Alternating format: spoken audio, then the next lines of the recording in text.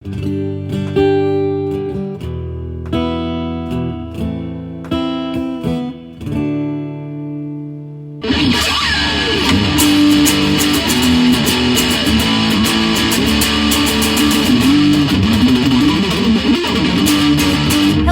this is That Talking Podcast. I'm JJ Starr. And I'm Downtown Andy. Welcome. We are here to talk. We are here to bring civil discourse to an otherwise discordant world. How are you, Andy? I'm trying really hard not to do my Morgan and Freeman impression on the feed. Yeah? Yeah. You're going to end up doing it at some point. I'm anyway. sure I will. I'm sure you will. Yeah. You've already done it. It is somewhere amidst other recordings. I'll just drop it, where I feel appropriately. You'll have to stay tuned. Probably about the 8-minute mark. That's usually how it goes in podcasts. Just calling it now, the 8-minute mark. Yeah. See, now you're gonna have some people that are like on the button, just waiting for that. I'm not watching the counter. I'm actually laying in bed, staring at the ceiling. So you want to hear Morgan Freeman? Go watch Bruce Almighty. I'll keep an eye on it. Well, welcome for anyone new to listening to That Talking Podcast. We do have some simple rules here. We live by 3 simple rules, right? 3 of them. Simple. We got 3 of them. Yeah. Yep. No judgment, nothing personal, and don't be a dick. Don't be that dick. Don't be the dick. Nope. You know what I want to talk about? I have a question for you. Being the dick? No, it's not actually about, well, maybe, yeah, kind of. But I have a question for you. This is going to be a hot take. My question to you is, without like boiling it down to quote unquote, don't judge a book by its cover, let me ask you, do you believe that to an extent, the clothing that you wear represents your personal values? Absolutely. Because not even a hesitation, nothing. Yeah, because my choice in attire has drastically changed over the years. I mean, you see a lot of t-shirts that I've cut up and framed and hung throughout the bedroom on the walls. I used to define myself by my band t-shirts, and now I'm basically defined by comfort because all of my shirts are exactly the same. I just like the consistency of the cotton. But if these were still t-shirts, would you still wear them? No, because I have an entire thing of t-shirts over there that I don't wear anymore. But you still enjoy those bands. Absolutely. I think with age, my tastes have changed, but certainly you wouldn't. There certainly was a time where I was all about these bands in particular. Right. Yeah. And I mean, but certainly you wouldn't wear a t-shirt of a band that you don't like. Listen, I can't imagine all day today in particular listening to jazz from like 70 to 80 years ago. Why? And I have no t-shirts with Art Tatum or Glenn Miller or... If I got you a Glenn Miller t-shirt, would you wear it? I'd absolutely wear that to work. Or Artie Shaw. Oh, I'll get you an Artie Shaw t-shirt. It'll just say, it's literally just going to be block letters. It's just going to say, all the girls love Artie Shaw. If you can get me a Dogs Playing Poker t-shirt with Artie Shaw, Art Tatum, Glenn Miller, Duke Ellington, maybe Ella Fitzgerald. You're really making me work for it now. Oh, yeah. That would be the best Christmas present ever. But if you were to walk into an establishment, let's say, a business, okay, and you were to see someone wearing a t-shirt, you would presume, I'm sure, that person, like if it was a band, you would presume that person enjoys that band. Yeah. Now, fair point. Would you presume that it has any reflection on the establishment itself? No. Okay. Well, at first glance, no. But if I were to read too far into it, which I'm sure some people may do, they'd probably think that if it were to have a reflection, it's that, the company doesn't necessarily care as much about the impression that they're the impression they're giving off to their customers, that they're laxed in that policy. I mean, we see that, at it's like a disclaimer attached to movie credits and TV credits and everything, like what is it? They say like the perspectives and the opinions don't reflect the production company and stuff like that. If you watch any Disney movie from the 50s or the 60s, there's always that disclaimer at the beginning. There certainly is now, yeah. Because there was all that cultural misappropriation going on. Yeah. And do you believe, and again, I don't want this to devolve into a conversation necessarily about censorship, Because that, I mean, once you get me started, I'm listen, going to go off. Let's just be blunt for the sake of our audience. We recorded this episode already and had to re-record it because we let a little too many specifics get into the the recording of it. So bottom line is, why don't you tell our listeners exactly where you're going with this without giving it all away? All right. If you were to walk into a business and you were to see, let's say, a drugstore, okay, and you were to see one of the staff wearing a Playboy shirt, nothing vulgar, no foul language or anything like that, just the bunny. We all know what the bunny looks like. Yeah. What would your opinion be about seeing something like that? I wouldn't think twice about it. You wouldn't care? I wouldn't care. If I was going into a professional set, like a what I would perceive to be a formal setting, like a place that I would expect to see people in suits, like if I went into a lawyer's office and I just saw a guy walking around in his office in a Playboy shirt, I would think that would be a little unprofessional. Okay. If I walked into any retail establishment, I wouldn't think twice. Now, what if you were to, let's say, go into a doctor's office or a hospital even, and everyone's wearing scrubs, right? Because that's what they do. But it's a cold day, and one of them is wearing a hoodie with a Playboy bunny on it over their scrubs. Would you presume that if something like that is permitted, that it could reflect that the organization or the company supports a brand like that? I wouldn't necessarily make that distinction, but just because I don't doesn't mean somebody else wouldn't or would. Now, here is where it gets sticky, right? Because, I mean, I'm pretty sure that everyone can attest. I mean, even people who have only listened to us a couple of times, I'm pretty sure at this point will realize that I'm no prude. Yeah. I'm certainly not one for being a prude, and I'm definitively 5,000% against all forms of censorship.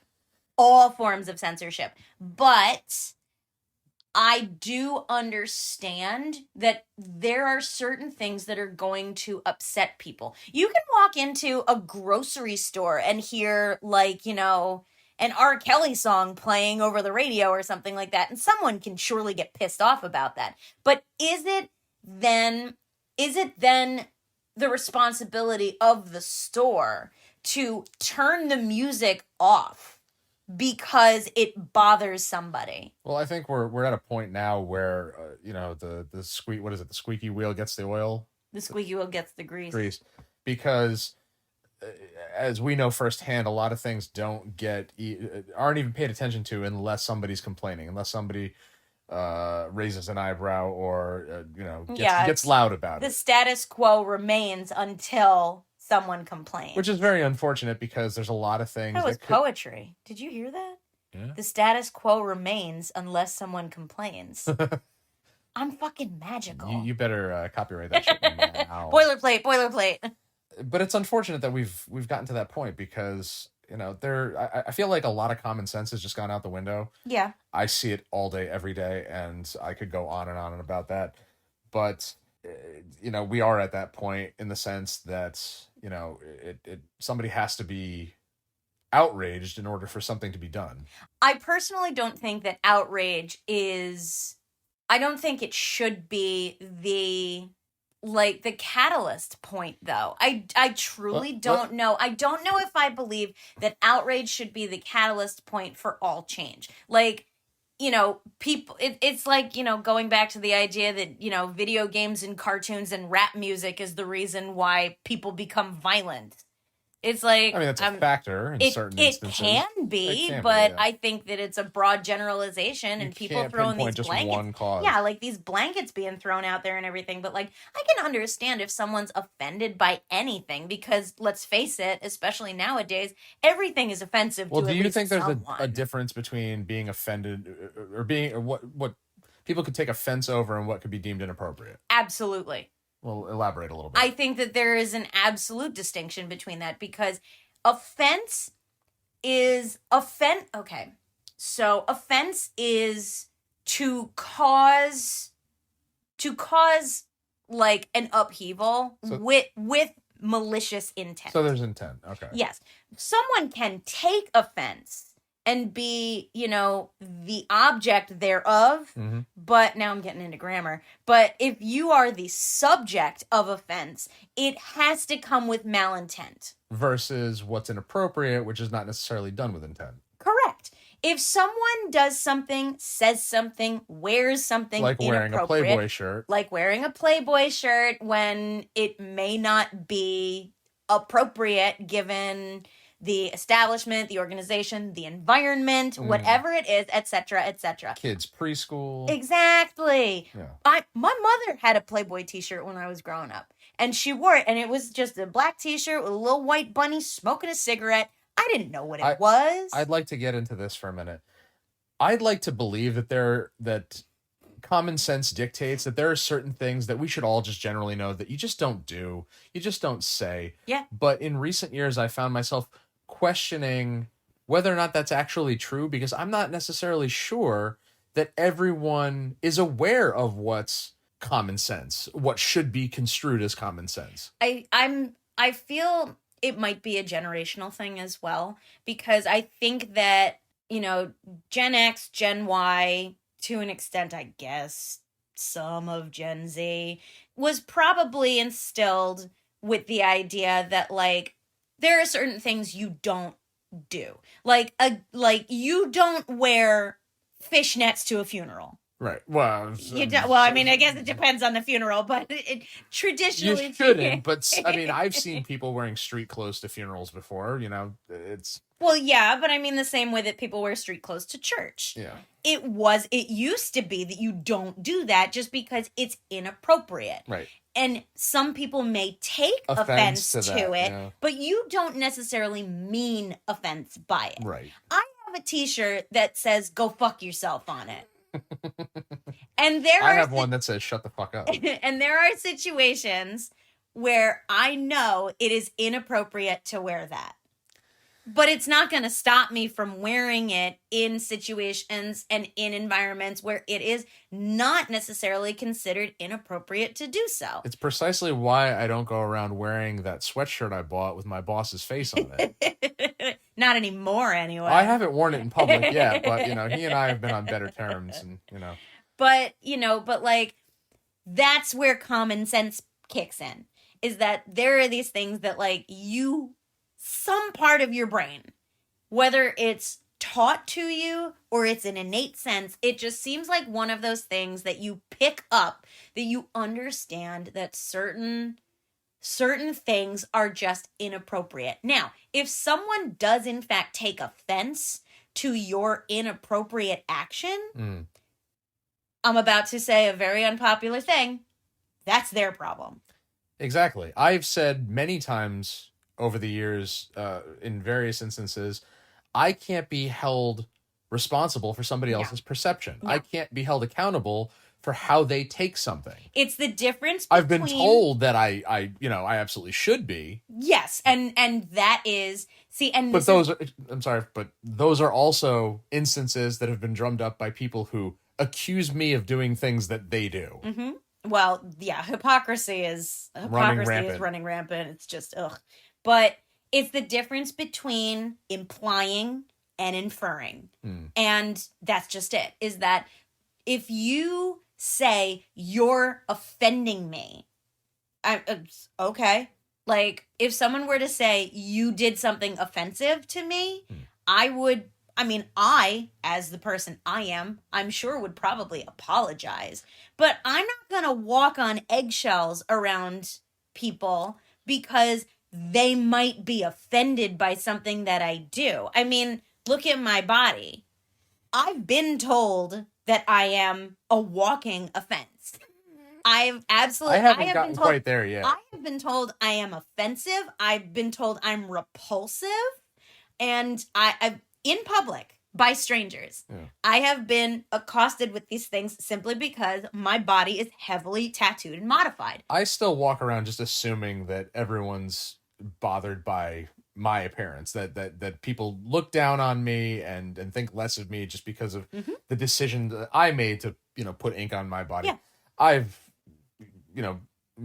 become more comfortable not caring about it so much. But I'll never forget, I used to work in public schools before doing what I do now. And a mother... Same. Yeah, that's right. A mother came up to me one time, and she saw the ones on my hands, and she goes, "Oh, did the kids do that?" I was like, "No, ma'am, they're real." Yeah. Oh, what a pity. I'm like, Oh, you. what a pity. Oh, yeah. Yeah. Yeah, I don't miss that. I was working a retail job, and a woman literally said to me, she said, "I can't hold my tongue any longer." Like, she had been bottling this up for the 20 minutes she was in my shop, and said to me, she's like, "I don't know why you would do that to yourself. Your face is so pretty. The rest of this is repulsive." Didn't somebody say something like that to you when you were waiting around at the pharmacy one day after we were married? Yeah. They didn't say it to me. They were whispering behind me. Oh, man. They were standing on the pharmacy line behind us. I really wish you would just turn around and put them in their place.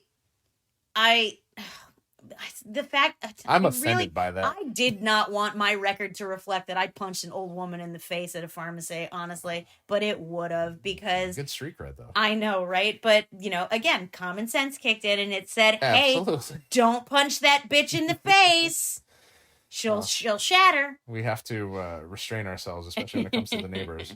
That's another thing too, is that anybody who knows us knows that we've given them, and we won't be specific, but a million chances to do the right thing, and they just keep giving us reasons to be offended by their inappropriateness. But that's just it. Is that getting just back to bringing it back? Yeah. Just because someone is offended by something does not even necessarily make it inappropriate.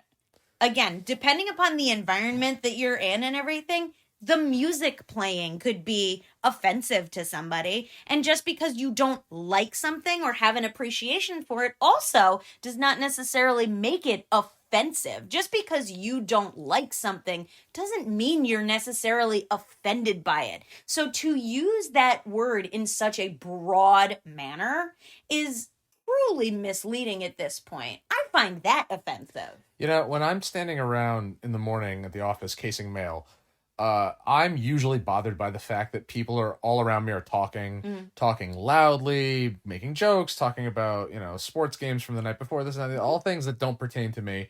And it's frustrating because I'm trying to concentrate on what I'm doing. Okay.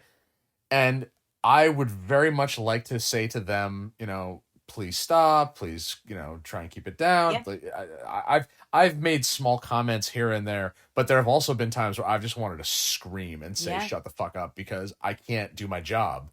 Yeah. And then I've more recently taken some more time to think about what it's like to be the other person, and think, well, it's really not fair to them either for me to just be like, clam up, because they're doing what they're doing too. And, I've gotten through it. But at the same time, there's a lack of common sense. It's just like, hey, you're not the only person in here. Yeah. And I mean, that definitely speaks to a degree of inconsideration, which I think goes sort of hand in hand with the idea of doing things and saying things that are inappropriate in situations. But now, I'm not going to sit here and say I've never said anything inappropriate, that I've never offended anyone. That would just be a lie. That would just be foolish for anyone to say. But how much do we really focus on that? I mean, honestly, how much do we really look at ourselves and think, are we being appropriate? Are we avoiding being insensitive to other people's sensitivities? I think there is a good amount of people, I'd like to include myself amongst them, who take into account whether or not their behavior is in fact possibly teetering on offensive. Like, for example, brace yourself. I say the word cunt all the time, but I choose not to say it at work. Not because I believe it's an offensive word, but because I know that there are gonna be people who are gonna have a problem with it. The fact of the matter is, it's a fucking word. It's in Shakespeare and Chaucer. It's just another word. It's just a fucking word. Now, there are people who, brace yourselves again, there are people out there who can't tolerate the word moist. Yeah, I know. I'm sorry. The Fuck you. There are some people who made it very clear that I was not allowed to say the word cunt in their presence. I was not allowed to say the word moist in their presence. I was not allowed. How on earth would you ever describe a cake? Delicious. Right? Like this delicious wet cake. Mm-mm. Yeah. Listen, if you're making a wet cake, you need to go back to Betty Crocker's Sorry. Institute.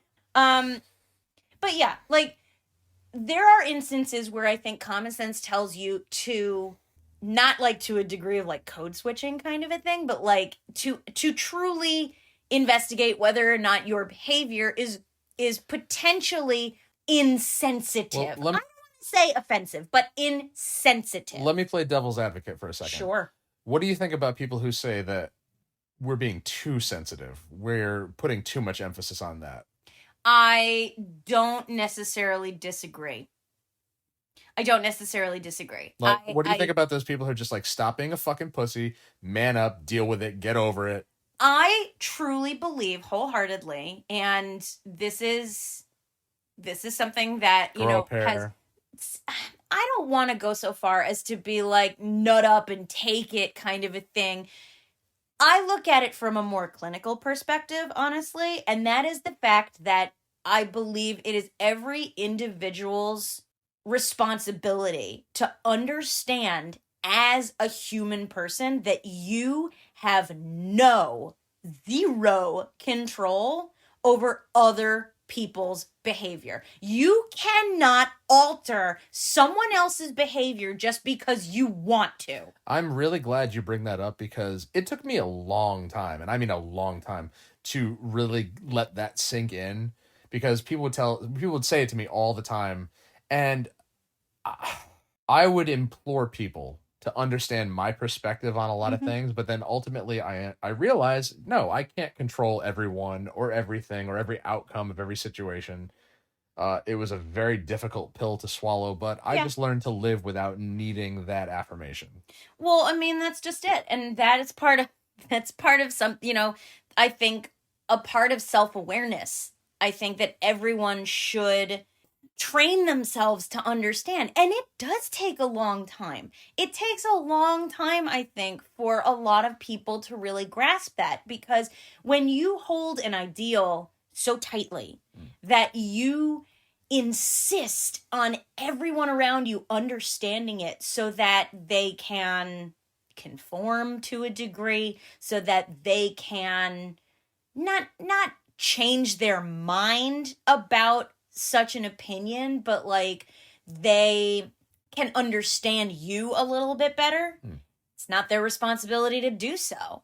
And it's not your responsibility to change someone's opinion. Listen, I'm offended by a lot of things very regularly. And I am not. Very regularly. But I have a very thick skin, which is why I don't necessarily vocalize about it. Yeah. But lack of consideration is probably the biggest one.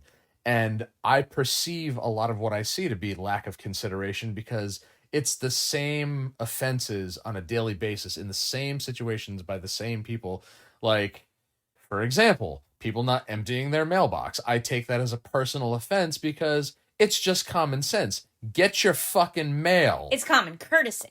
It should be common sense. You've heard me say at length, how do these people order stuff, pay for stuff, intend for it to arrive to their house, and then let it sit there for days, weeks, months? I can't tell you how many businesses don't pick up their shit when people are sending them, you know, bills that they're paying and official documents and things like that. That pisses me off. I think that's reasonable. I had a person who, she lost her key and asked me, what do? I go to the office and get a replacement. You know what they did? They drilled out the lock. That seems extreme. Yeah, so now they're also seems that they shouldn't have done that. No, they shouldn't have. It really seems like they truly should not have done that. I just, and with today, I told you, I'm coming around a corner and I see a family out, you know, halfway between their driveway and the street, just playing around, kids on bikes, blowing bubbles, doing whatever. And I can't believe I saw what I saw. This grown man put his hands around his child's head. I'm sorry. This kid could not have been older than 5, and he lifted him off the ground by his head. Now, this guy had to be older than me. He's probably late 40s, early 50s, and he lifts the kid into the air. And I'm thinking to myself, who let you reproduce? Maybe he's a chiropractor and he was adjusting the kid's He neck. thought it was funny. He's like, look what I can do. And I'm just thinking to myself, I would love to jump out of this truck and just smack you. But I'm not about to. You're not about to punch an old woman at the pharmacy. But then what is to be done? Like, should I call the police? Should I call No. PCF? Should I mind my own business? Should I forget about it? That is a situation where, like, what if he were to do serious damage? Then you can play witness to something like that, but you do not have the facts. You don't have all of the facts. I know what I saw. You know what you saw, yeah, but you don't know what was happening. Right. But it's still, it doesn't remove that cringy, just awful feeling in the pit of my stomach. Because it's something that you would not have done. Absolutely. It's something that you would not have done. Similarly, you could say, if you see kids roughhousing, if you see kids doing jackass kind of stuff, right? There are plenty of people who would be like, their parents should go to jail for letting them do that. Like, these kids are just beating the crap out of each other now. Where's the common sense? Where are the parents? Where is this, that, and the other thing and everything? But it's a degree to which you have to understand that, because sometimes that's just what people do. But I want to touch on this for a minute. You know what I take great offense to is when something bothers you, when you feel something is inappropriate or offensive, and then you speak up about it. Okay. And you want to do something. You want to do something to make sure it doesn't keep happening. Sure. For whatever the reason, whether you're intervening on someone's behalf or it's something that's bothering you, you just want it to go away. Okay, because you don't think that it's a positive thing. It needs to be dealt with. Okay. And you've gone through every proper channel to try and stop it. And you've talked to everybody that you should be talking to and given every bit of proof and gone to the fullest extent that you possibly can, doing everything you believe to be correct. Yes. And the problem still does not get solved. Yeah. Which we know firsthand. We know very, very well. In not even just one area, in several. Yes. What do you do then? What is the solution? That's just it. Is the question is, what is the solution? Because if somebody, that's a $64,000 question right there. What is the solution at that point? Especially if it's offensive, if somebody is intending to offend or intending to go out and cause frustration or discomfort, it's malicious. It is 5,000%. What is the solution? Malicious. Now, I've proposed this question to tons of people. You, coworkers, family, friends, everybody, and nobody has an answer. Well, I'm sure that several people's answers are, I think the two most popular answers in a situation like that would be things that people don't want to be the ones to suggest. Don't want to get their hands dirty. Number one, vigilante justice. And number two is the complete opposite of that, and that is shrug it off and wash your hands of the situation. No one wants to make those suggestions because no one wants to be the one to catalyze following through on that. Everyone wants to believe that there is a solution to every problem and that it should be easy because, let's face it, I think we all agree that the easiest solution is the one that we all want. For whatever reason, instant gratification, laziness, whatever you want to call it. It's not the easiest to attain, though. But it's not the easiest to attain, that's just it. Because it would require a consensus on common sense. It would. It would require a consensus on common sense that we as a people just don't seem to have anymore. For example, someone's offended by a Playboy shirt. They complain. Way to bring it home. They complain about it. And nothing is going to get done because it is not deemed inappropriate in that situation. Fine. But they are nonetheless continuing to be offended by this thing. The only thing they can do is quite literally go to the person and say, I want you to stop wearing that in front of me. It is a personal request at that point. it would be the same thing if someone were to say, I would really like you to not listen to DMX. It's like, because, whatever. He's gonna give it to you. Because he is going to give it to you. But it's like, you can make a request at that point, but you have to be prepared for the fact that you are absolutely, at least 90% of the time, gonna get shut the fuck down. Because that is what happens when you impose a censorship on somebody. You have every right to be offended by something, but they also have the right to say fuck you. That's just the way that it works. Unless you're Instagram and you want to show a nipple. I don't know what you're talking about. We'll talk about the nipple on another episode, because that's got to be its own thing. Hang on a second. I gotta step out for a minute. I'm gonna have my assistant come in and finish this out and take us out. No, God. Hello, Jess. I swear. How you doing? I'm Morgan Freeman. No, you're not. I feel like you and Andy had a good talk. Yeah, was this a good talk? I think so. I was in the other room. You were just standing in the closet. Morgan Freeman standing in the closet I was watching. listening. I was given a listen to talk about censorship. You seem very impassioned about it. I about am. the subject. I am. Yeah. You and Andy. Me and Andy. You and Andy having a good conversation. Yeah. We do that. Can I get him back in here? Oh, let me go find Andy. Oh, wait, nope, that's Andy Dufresne. I have to go find I have to go find downtown Andy. Downtown Andy. Downtown Andy Dufresne. My God. Hey, I'm back. Sorry. Morgan Freeman said it was a good talk. Was it a good talk? Did we have a good talk? I thought so. I thought so. Yeah. Yeah, we will. I have no doubt we're gonna have to do we could talk about censorship and common You've had sense. your bouts over censorship. With and I will continue to socials. do so. I will continue to do so, because fuck it. But this was good. Yeah. Yeah. It's nice, good to get some of that shit off our chests, I think. Yeah. I think there's always going to be more to say. There's always going to be. We could always go further into these conversations, because again, we're kind of left on a cliffhanger here. This problem is not yet solved. No. And we'd love to hear if our listeners have any suggestions. Yeah, for sure. Or any, similar stories to share. I have no doubt that an episode like this especially will warrant a follow-up at some point. For sure. But in the meantime, good talk. Yeah. High five. High five? Yes. So thank you for joining us for this good talk. Find us on social media. We're on Instagram at DTAndy and JJ Star with 2 R's. We're on YouTube and TikTok. Thank you, Downtown Andy, for the Geet, our theme song. Thank you for the editing and the wonderful.